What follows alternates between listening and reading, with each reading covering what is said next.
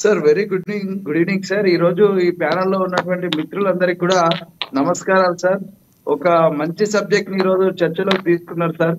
పాపం నిరుద్యోగమా నీడల మమ్మున ఎన్నాళ్ళని వెంటాడుతావు, నీ చెర విముక్తికై పోరాడే మా యువతను ఎన్నడు వీడుతావని చెప్పి తెలంగాణ రాష్ట్రంలో ఉన్నటువంటి నిరుద్యోగ యువతీ యువకులందరూ కూడా ఎదురు చూస్తున్నటువంటి తరుణంలో మరి కాంగ్రెస్ పార్టీకి చెందినటువంటి నాయకులు నిన్న అసెంబ్లీలో ఒక ఒక జాబు షెడ్యూల్ ను ప్రకటించి, I clearly mention, I'm repeating, job schedule ను ప్రకటించి ఆ జాబ్ షెడ్యూల్ ను జాబ్ క్యాలెండర్ అని చెప్తా ఉన్నారు. మేము పూర్తి స్థాయిలో దీన్ని ఖండిస్తా ఉన్నాము.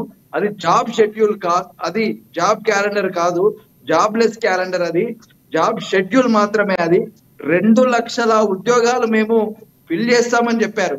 2 లక్షల ఉద్యోగాలు ఫిల్ చేస్తామని చెప్పి కనీసం 2 ఉద్యోగాలను కూడా అందులో చూపించలేదు. దీని మీద ఖచ్చితంగా కూడా కాంగ్రెస్ పార్టీ నాయకులను నేను అడుగుతా ఉన్నాను, ఖచ్చితంగా కూడా రాహుల్ గాంధీ గారు దీని మీద క్షమాపణ చెప్పాల్సిన అవసరం ఉన్నది.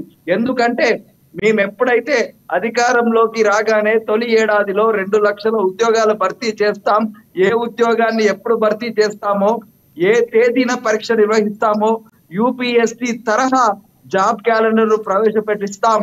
జూన్ 2 నాటికి ఉన్నటువంటి ఖాళీలతోని జాబ్ క్యాలెండర్ ను ప్రకటించి సెప్టెంబర్ 17 తారీఖులోగా నిరుద్యోగ యువతగా మాట్లాడితే 2 లక్షల ఉద్యోగాలు నియామకాలు చేస్తామని చెప్పినటువంటి వాళ్ళు 15 ప్రకటించారు. షెడ్యూల్ మాత్రమే. అందులో ఎంత ఘోరం అంటే, ఏదైతే టెట్ ప్రవేశ పరీక్షను జాబ్ క్యాలెండర్ లో చూపించడం ఎంత అవమానకరం అండి.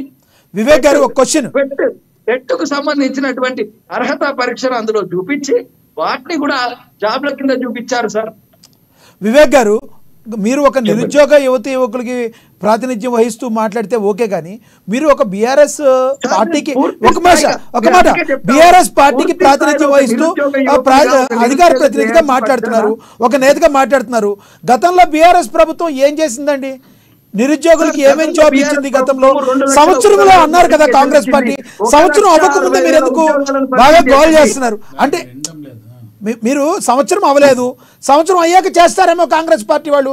ఇంతలోనే ఇంత పరిశుభ్రతలు మాట్లాడాలా? 17 వరకు చేస్తామని చెప్పారు కదా సార్. మీరు ఇల్లు అనకగానే పండుగ అవుతుందని చెప్పారు కదా సార్. చెప్పింది మీరే కదా, మీరే చెప్పారు కదా సార్. మేము అధికారంలోకి రాగానే తొలి ఏడాదిలోనే 2 లక్షల ఉద్యోగాలు భర్తీ చేస్తాం, ఏ ఉద్యోగాన్ని ఎప్పుడు భర్తీ చేస్తామో, ఏ తేదీన పరీక్ష నిర్వహిస్తామో, యూపీఎస్సీ తరహా జాబ్ క్యాలెండర్ ను ప్రకటిస్తాం, జూన్ 2 నాటికి అన్ని శాఖల ఖాళీలను జాబ్ క్యాలెండర్ ను ప్రకటించి సెప్టెంబర్ 17 లోగా నియామకాలు పూర్తి చేస్తామని చెప్పి జాబ్ క్యాలెండర్ మీద మేము అసెంబ్లీలో చర్చించి ప్రత్యేకంగా చట్టబద్ధత తీసుకొస్తామని చెప్పి ఎలక్షన్ల ముందు ఎన్నికల హామీని దీన్ని మీ ఒక రేవంత్ రెడ్డి గారే కాదు, రాహుల్ గాంధీ గారు కూడా కలిపి చెప్పారు.